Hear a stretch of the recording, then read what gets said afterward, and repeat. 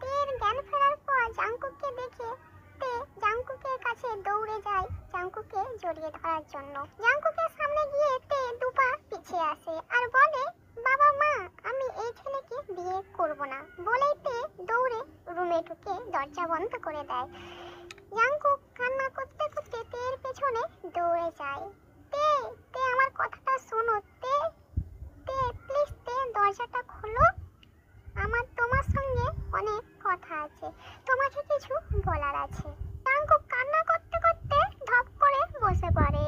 তের বাবা মা এতক্ষণে সবকিছু বুঝতে পারলো। তের মা বলে, তে একটা ছেলেকে ভালোবাসতো, এটা জানতাম, সেই ছেলেটা যে তুমি এটা জানতাম না। মেয়ে আমার কত যে রাত উপোস দিয়েছে, কত যে রাত ঘুমায় না তার কোনো ঠিক নেই, ভালো করে খেত না, ঘর থেকে বেরোতো না। আমরা বাবা মা হয়ে মেয়ের এত কষ্ট সহ্য করি কিভাবে? তাই তাকে বাধ্য করি বিয়ে করতে। কোথায় ছিলে তুমি এই 4 বছর? মেয়েটা আমার তোমার জন্য শেষ হয়ে গেল। জাংকুক কান্না করতে করতে বলে, আন্টি প্লিজ আমাকে ক্ষমা করে দাও।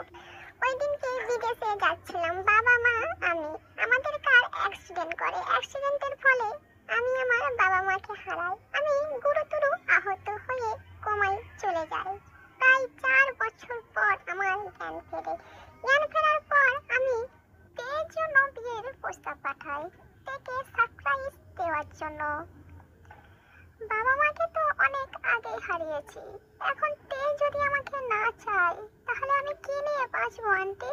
আমি বাঁচবো না তেকে ছাড়া। এর বাবা মা সবকিছু শোনার পর জাংকুককে সান্ত্বনা দিয়ে বলে, বাবা শান্ত হও আর কেঁদো না, দেখবে তেকে আমরা সবকিছু বুঝিয়ে বলবো। সবকিছু বোঝার পর ওর রাগ অভিমান সব গলে জল হয়ে যাবে।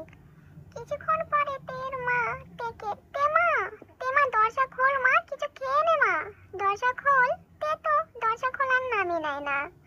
আজ 2 দিন হয়ে গেছে তে ঘর থেকে বের হয়নি, কিছু খায়নি। জাংকুক তের এত কষ্ট সহ্য না করতে পেরে তের দরজার সামনে গিয়ে জাংকুক বলে, তে তুমি চাও তো আমি এখান থেকে চলে যাই? ঠিক আছে, আমি চলে যাচ্ছি, কিছু খেয়ে নিও। তে নিজে খেয়াল রেখো, ভালো থেকো তে। জাংকুক যাওয়ার পরে তে দরজা খুলে। দরজা খোলার পরে তের বাবা মা তেকে সবকিছু বুঝিয়ে বলে।